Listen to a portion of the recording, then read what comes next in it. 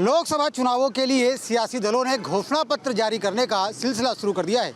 तमाम पार्टियों के घोषणा पत्र जारी हो रहे हैं, लेकिन सपा के घोषणा पत्र में इस बार एक बात खास देखने को मिली कि उन्होंने मुस्लिमों के लिए किसी खास योजना का जिक्र नहीं किया। उन्होंने तमाम बातें तो घोषणा पत्र में कहीं, लेकिन कहीं भी पुराने वादे नहीं दोहराए जिसमें सपा अक्सर कहती थी कि मुस्लिमों को उनकी आबादी के हिसाब से आरक्षण दिया जाएगा नौकरियों में। वहीं जिन लोगों को आतंकवाद के मामलों में गलत तरीके से फंसाया गया है उनको भी जेल से छुड़वाने का काम किया जाएगा। इस तरीके के मुद्दे सपा के घोषणा पत्र से नदारद हैं। क्या ये सपा की बदली हुई राजनीति है या कुछ और? कानपुर के लोग हमारे साथ में, उनसे बात करेंगे और जानने का प्रयास करेंगे कि आखिर वो क्या समझते हैं। सर, ये बताइए, सपा अक्सर मुस्लिम प्रो बातें करती है, मुस्लिमों को लेकर के राजनीति करती है, यादव मुस्लिम समीकरण बताती है, लेकिन इस बार उनका जो घोषणा पत्र आया उस घोषणा पत्र में उन्होंने मुस्लिमों के लिए अलग से कुछ भी करने के लिए नहीं कहा। क्या वजह है ये? तो अब इस समय तो है मुस्लिम भाइयों को विचार करने की ज़रूरत है कि जिसे उन्होंने नकार दिया, क्योंकि देखा जाए तो वास्तव में ना हिंदू है ना मुस्लिम, सभी लोग एक समान हैं। लेकिन ये समाजवादी पार्टी के ही हिंदू मुस्लिम करते हैं और मुस्लिम को वोट पाने के लिए तरह तरह के हथकंडे अपनाते हैं। ये इनकी भद्दी सोच है, जबकि भारतीय जनता पार्टी सबका साथ सबका विकास की बात करती है। तो क्या लगता है भारतीय जनता पार्टी की जो नीति है उसका ही प्रभाव है कि अब मुस्लिमों से दूरी बढ़ा रहे हैं अखिलेश? यही कारण है, जब उनको लगा कि हम मुस्लिमों की अगर बात करेंगे तो हिंदू चटक जाएगा और हिंदू की संख्या इस देश में अधिक है, तो उन्होंने हिंदू को ही नकार दिया। तो यानी अब कोई नहीं बचा, ना इनके पास हिंदू बचे ना मुस्लिम बचे, सारे भाजपा के साथ आ गए हैं।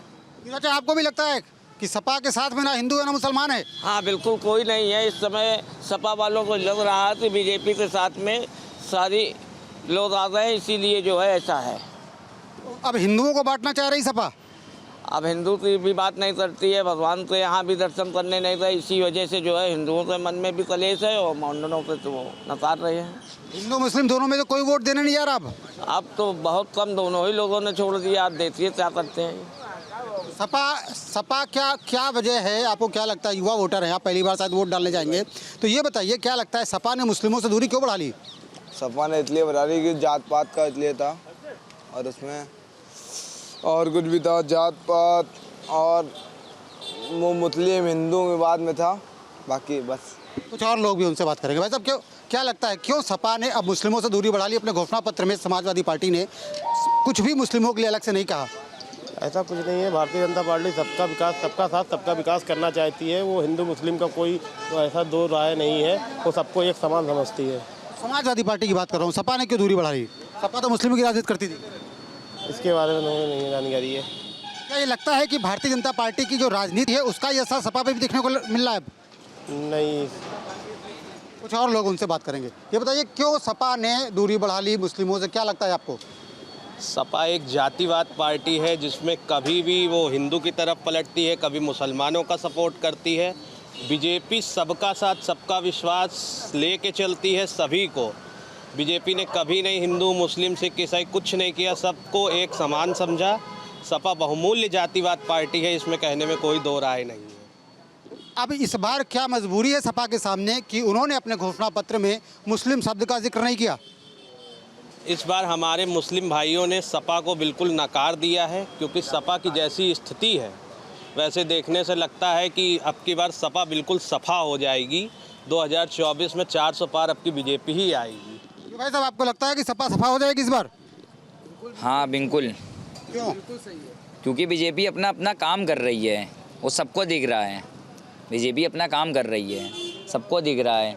और क्या कहते हैं, ये राम मंदिर को लेकर जो ये हुआ है ये सही हुआ है। हम मुस्लिम ज़रूर हैं, ये सही हुआ है राम मंदिर को लेके। अगर ये बात थी, सच है, क्योंकि मुझे तो पता ही नहीं, अगर ये पहले की बात सच है तो ये सच है, वो इसमें कोई बात नहीं है। राम मंदिर बना अच्छी बात है, मुस्लिम को भी ज़मीन मिली, वो भी मस्जिद बनाए, कोई इसमें विवाद करने के लिए कोई बात नहीं है। विवाद कौन करते हैं?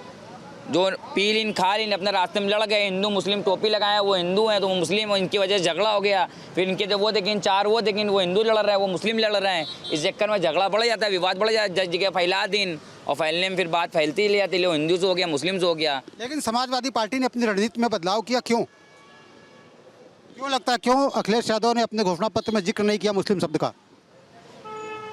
इसकी वजह तो हमारे पार्थ जी। क्या लगता है, क्या बोल रहे हैं? हाँ जी, वो असल में अब बात यह है कि जो इसलिए उसमें शब्द नहीं जोड़ा है अपने स्टेट में कि अगर हम ऐसा करते हैं तो हमारे जो हिंदू भाई हैं वो चिटक रहे हैं, मुस्लिम चिटक चुके हैं इनके शास्त्र में, तो अब उनको जोड़ते हैं तो बिल्कुल नहीं बचे, जीरो बचेंगे। जैसा भी अभी आपने कहा कि यहाँ पे हिंदू मुस्लिम सभी लोग खड़े हैं, सभी किस जानने पहचानने वाले, एक साथ उठना, एक साथ बैठना, एक साथ तीज त्यौहार बनाते हैं। बट यही कारण है कि जो इन्होंने जो काम किया है ऐसे कि जिसमें पुराने भी मुद्दे हैं, जैसे कि राम भक्तों पे गोली चलाना और राम मंदिर के प्राण प्रतिष्ठा में दर्शन करने नकार दिया। इसी कारण जो है आज देश की पूरे प्रदेश की जनता भाजपा के साथ में है, मन से है, दिल से है।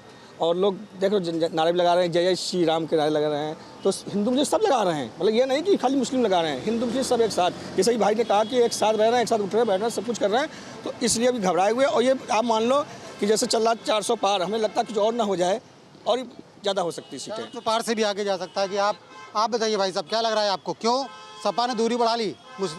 मुस्लिमों का वोट भी नहीं मिल रहा उनको। तो उनकी मजबूरी है, उन्होंने ऐसे काम किए हैं इसलिए उनकी दूरी बढ़ानी पड़ेगी। नहीं करेंगे तो उनको ये बिल्कुल जीरो पे आ जाएंगे। कौन से ऐसे काम किए हैं सपा वाले? अरे यही सब हिंदू मुसलमान हमेशा लड़ाते रहे, हमेशा उनकी पॉलिसी ऐसी रही है। अब जान गए कि लड़ाने से वोट नहीं मिलेगा। अब वो समझ गए कि हमारी ये पॉलिसी खराब थी, अगर ये इसी तरीके चलते रहे तो बिल्कुल जीरो पे हो जाएंगे। तो भाई साहब आपको भी लगता है सपा जीरो हो जाएगी इसी तरीके से चलती रही तो? अब मैं क्या कहूँ भैया, क्यों भाई साहब, क्या लगता है आपको, जिस तरीके से समाजवादी पार्टी की रणनीति रही है हमेशा? तो कोई नहीं है, योगी और मोदी जी की टक्कर नहीं। योगी जी के नाम से गुंडे तर कांपते, बहन बेटी रात में 2 बजे आती हैं, खुलेआम घूमती है। हम लोग को डर नहीं कि झुमका छीन जाए कि पर्स छीन जाए। आदमी यही चाहता है बाबा की सरकार रहेगी। अब सपा नहीं, हम लोग बीजेपी वाले जो सब कर रहे हैं, बाबा की सब तारीफ है। कोई सरकार राशन नहीं देती फ्री में, हमारी योगी बाबा राशन फ्री में बंटवा रहे, मोदी बंटवा रहे हैं। गुंडागर्दी खत्म हो गई, बवाल खत्म हो गया। समाजवादी पार्टी वाले पहले मुस्लिमों की बात करते थे, अब वो भी मुस्लिमों की बात नहीं कर रहे, वो भी हिंदुओं की बात कर रहे हैं। जिधर हम लोग को फायदा मिलेगा, जिधर सुरक्षा मिलेगी, उधर ही आदमी करेगा। हमारी बहन बेटी 100 बात की एक बात, रात में 2 बजे हमारी बहन बेटी जा रही है, कोई बाला तो नहीं छीन रहा है, पर्स तो नहीं छीन रहा है। आज योगी बाबा का डर है कि अगर झुमका छीनोगे तो गोली चलेगी। तो भाई साहब यही वजह है, आपको लगता है ये एक वजह है जिसकी वजह से सपा को अपना स्टैंड बदलना पड़ा है? मुसलमानों की बात करने वाली सपा मुस्लिमों की बात नहीं कर रही है, घोषणा पत्र में मुस्लिम शब्द का उपयोग नहीं किया। सर हमारा आनंद गुप्ता, श्याम गुप्ता, धीरेन्द्र गुप्ता। मैं कह रहा हूँ पॉलिटिकल, ये बताइए क्या लगता है सपा ने अपनी रणनीति क्यों बदली? साहब हम तो अभी गांव से आए साहब, हमें कुछ जानकारी नहीं। कोई बात नहीं भाई साहब, ये बताइए कि समाजवादी पार्टी हमेशा मुस्लिमों की बात किया करती थी, लेकिन इस बार जब घोषणा पत्र जारी किया तो उन्होंने मुस्लिम शब्द का प्रयोग नहीं किया उसमें, क्यों?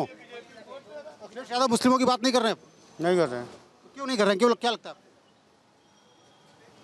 हमको क्या लगता है कि डर गए हैं अखिलेश यादव ना। हाँ योगी से, बुलडोजर बाबा से डर गए हैं। डर गए हैं अखिलेश यादव डर गए हैं। आप देख लीजिए, भारत माता की जय के नारे लग रहे हैं और लोग लगातार नारेबाजी कर रहे हैं। वहीं लोगों का कहना यह है कि अखिलेश यादव ने निश्चित तौर पर मुस्लिमों से दूरी बढ़ाई है और दूरी बढ़ाने का कारण ये है कि उन्हें लगता है कि उनका हिंदू वोट बैंक छिटक रहा है। तो ऐसे में लोगों का कहना ये भी है कि उनके साथ अब ना तो मुस्लिम है और ना ही हिंदू है। मोदी योगी के इस दौर में राजनीति तेजी से बदली है और अगर 2024 लोकसभा चुनाव की बात करें तो तमाम दलों ने न सिर्फ जिस तरह से अलग से मुस्लिम या अल्पसंख्यक समुदाय के लिए जिस तरह की घोषणाएं होती थी वो नहीं दिखाई दे रही हैं। अखिलेश यादव की तरफ से जो तमाम योजनाएं लाई जाती थी वो कहीं ना कहीं उस पर वो भी इस बार कम दिखाई दे रही हैं। हमारे साथ कुछ आम लोग हैं प्रयागराज के, उनसे बात करेंगे और समझेंगे कि किस तरह से जो राजनीति है, सियासत है, बदल रही है। जो तुष्टीकरण की बात होती थी, जो तमाम घोषणा पत्र जारी होते थे, वो बीजेपी की तरफ से इस बार ऐसी कोई योजना नहीं है। उसके बाद तमाम जो राजनीतिक दल हैं वो उसको फॉलो कर रहे हैं।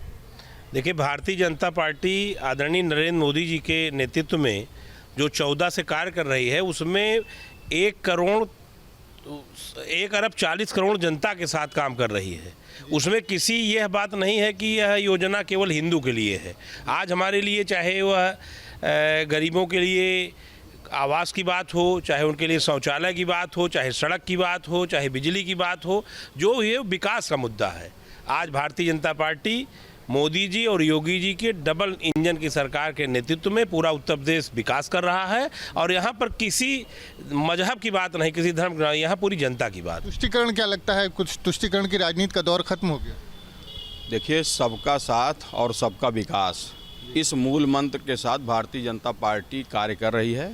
और उत्तर प्रदेश में चाहे वो किसानों की बात रही हो, चाहे आवास की बात रही हो, चाहे सड़क बिजली पानी की बात रही हो, ये किसी जाति के लिए नहीं काम हो रहा है, किसी वर्ग के लिए नहीं हो रहा है। जो काम हिंदुओं को जो योजनाओं का लाभ मिल रहा है वो लाभ मुस्लिमों को भी मिल रहा है। हाँ, उनके लिए कोई अलग से घोषणा नहीं की जा रही है कि मदरसों की स्थापना करा दी जाएगी या मंदिरों की स्थापना की जाएगी। जो भी ज़रूरत है इस सरकार में, सबका विकास, सबका साथ एक साथ हो रहा है। कोई तुष्टीकरण की राजनीति बिल्कुल समाप्त है।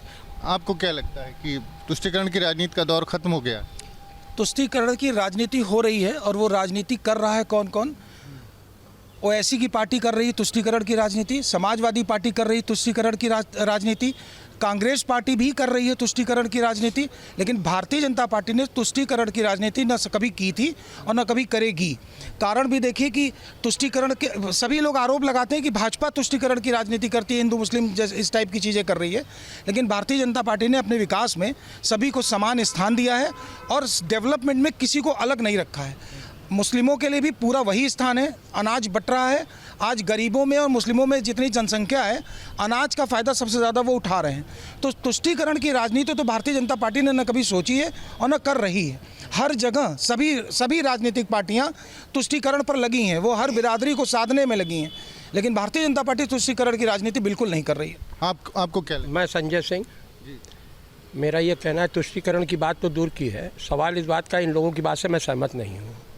जिस तरह से राहुल गांधी ने पदयात्रा करी चारों तरफ और हर समाज के वर्ग को जोड़ा है, उससे ये महसूस हो रहा है कि कांग्रेस एक अच्छे स्तर पे काम कर रही है। और तुष्टीकरण की बात तो ये कही है कि तुष्टीकरण तो किसी चीज़ का है ही नहीं, लोग कह देते हैं, मगर तुष्टीकरण अपने रूप में होता है, पब्लिक के बीच में आता है। समाज में जो 5 किलो अनाज बंटने की बात लोग बार बार कहते हैं, मैं इसको बता देना चाहता हूँ कि 5 किलो अनाज 85 करोड़ जनता को दिया जा रहा है। 200 रुपये से किसी का भला हो सकता है, ये तो केवल छलवा है और दिखावा है। क्योंकि जहाँ इलेक्ट्रिकल बॉन्ड का मामला आया है वहाँ पे शराब घोटाले की बात होती है। इलेक्ट्रिकल बॉन्ड इतना बड़ा है जिसके बारे में आप कुछ कह नहीं सकते हैं। ये जब परतें आगे खुलेंगी तो इससे मालूम चलेगा।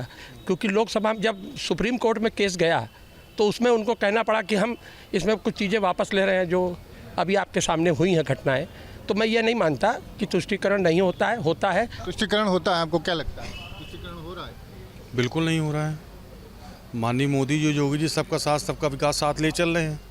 आप कहीं भी आप चले जाइए, जहाँ सरकारी सुविधा है वहाँ चले जाइए, आपको हिंदू ज़्यादा हमारे मुस्लिम भाई बहन दिखेंगे वहाँ पे। आप ज़्यादा नहीं है, बगल में कालवन हॉस्पिटल, वहाँ चले जाए, सुबह देख लीजिए आप क्या व्यवस्था मिलती है वहाँ पे। राशन के मामले में देख लीजिए, सड़क के मामले में, जहाँ जहाँ नल नहीं था, हमारे कुराव शंकरगढ़, जहाँ नल नहीं पहुँचा तो वहाँ नल पहुँचा। कोई ऐसा गाँव नहीं जहाँ नल ना पहुँचा। क्या वहाँ हिंदू और मुसलमान देख के लगा क्या उन्होंने? अब जैसे भाई साहब ने कहा शराब घोटाला, अनाज, शराब घोटाला तो अरविंद केजरीवाल के साथ एक फ्री दे रहे थे ना। 200 रुपये से किसी का उद्धार नहीं होगा। लेकिन शराब पीने वाला अकेले शराब पीता था, 5 किलो राशन से 5 लोग घर में पेट भरता था। शराब से हर आदमी पेट नहीं भरता था। आपको क्या लगता है कि मोदी योगी के दौर में तुष्टीकरण की राजनीति जो है वो ख़त्म हो गई है और जो तमाम पार्टी अलग अलग एजेंडा लेके आते थे, अपने घोषणा पत्र में घोषणा करते थे, अब उनको भी बैक होना पड़ रहा है? ऐसा कुछ नहीं है। कोई भी गवर्नमेंट आती है, चाहे कांग्रेस की, ये लोग बताते हैं 70 साल, उसने भी विकास किया। इस बार विकास पे चुनाव होगा। कांग्रेस के 50-60 साल के शासनकाल, इनका 10 साल का शासनकाल, और 10 साल में विकास किए होंगे तो इनको कोई नहीं रोक सकता है। विकास नहीं किए हैं, ये तो सर्वत्र दिखाई पड़ रहा है। लोगों को फंसाने का काम कर रहे हैं, भ्रष्टाचार में कहीं फंसा रहे हैं। सरकार आपकी है, जब आपके सामने केंद्र में आपकी सरकार है, आपके सामने इतना भ्रष्टाचार हो रहा है, तो आपके साथ जो काम कर रहे हैं वो कितना भ्रष्ट होंगे? भ्रष्टाचार हो रहा है, आपको क्या लगता है? भ्रष्टाचार बिल्कुल नहीं है भारतीय जनता पार्टी में। एकदम शुद्धता से बता रहा हूं कि जो कांग्रेस है और समाजवादी है, तुष्टीकरण की नीति, वोट की राजनीति कर रहे हैं कि मुस्लिम भाई हमारे साथ आ जाए तो हम चुनाव स्थायी तबकी बैतरनी पार कर लें। ये पार होने वाले नहीं हैं, क्योंकि इन्होंने कुछ किया ही नहीं गुंडे बनाने के अलावा। मशीन बनाया इसने गुंडों की, और उसको भी उसको लोहे की नहीं बनाया, इंसान को उसमें परिवर्तित करके उनमें गुंडे बना करके ऐसा किया।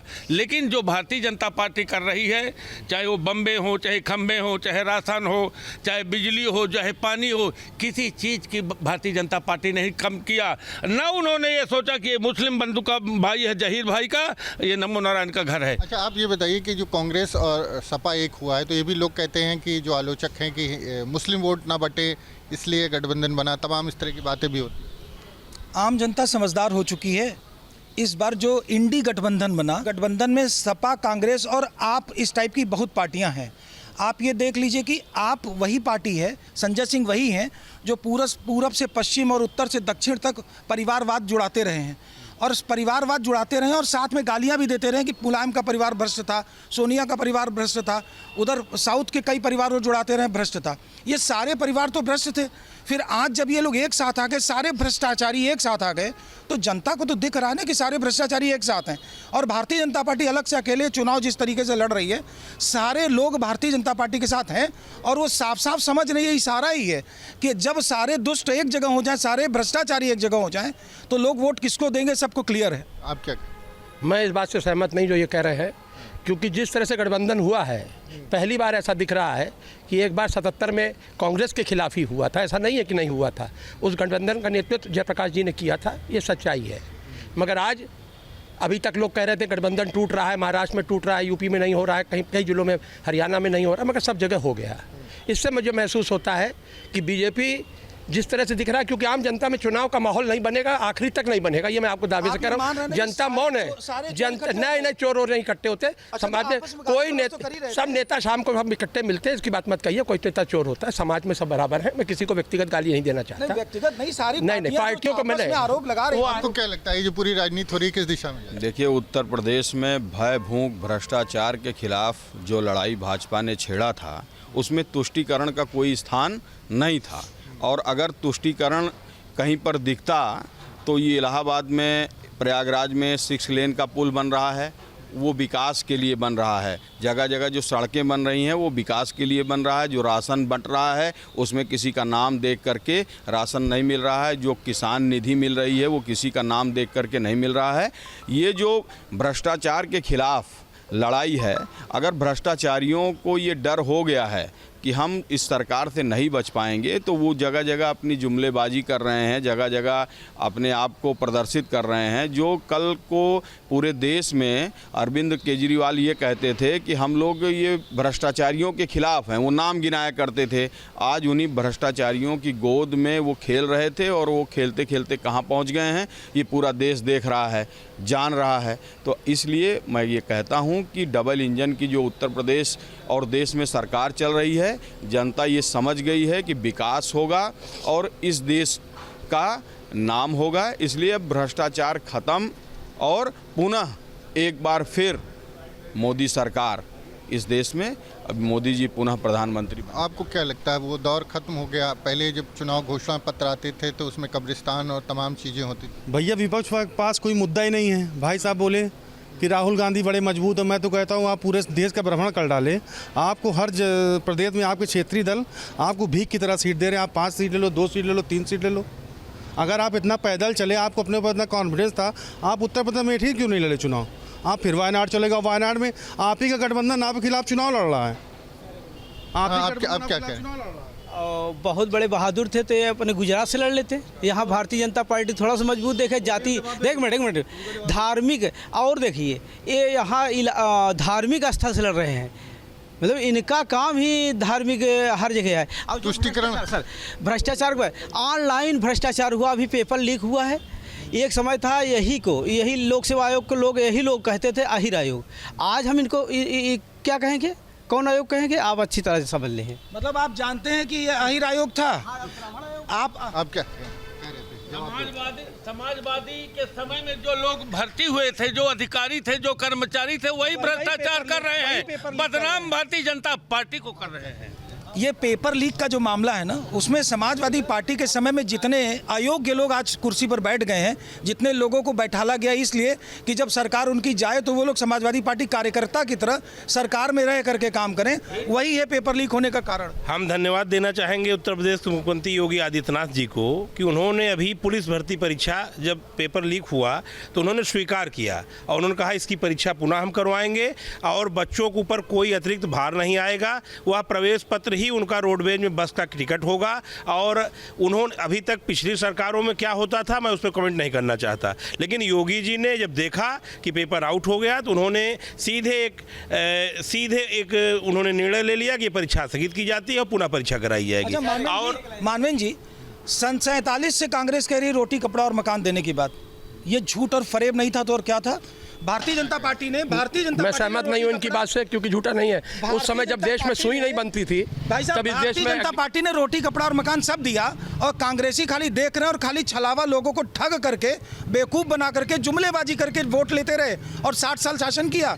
15 लाख रुपए का जुमला खुलेआम अमित शाह ने खड़े होकर कहा ये जुमला है, जनता को मूर्ख समझते। तो यहाँ पर जो तुष्टीकरण का सवाल था उस पर तमाम लोगों का मानना है कि अब तुष्टीकरण का दौर खत्म हो गया है और जिस तरह से अब अलग से घोषणाएं नहीं होती किसी विशेष समुदाय या वर्ग के लिए, सीधे तौर पर जो योजनाएं आती हैं उसका लाभ देश के सभी नागरिकों को मिलता है और इसी के चलते धीरे धीरे जो मुद्दे हैं इन पर बहस और इनको जो है एक तरह से चुनाव की मुख्य धारा में जिस तरह से ये मुद्दे उठते थे वो कहीं ना कहीं अब खत्म होते हुए दिखाई दे रहे हैं। प्रयागराज से वीडियो जर्नलिस्ट विजेंद्र के साथ मानवेंद्र प्रताप सिंह, न्यूज़ स्टेट, उत्तर प्रदेश।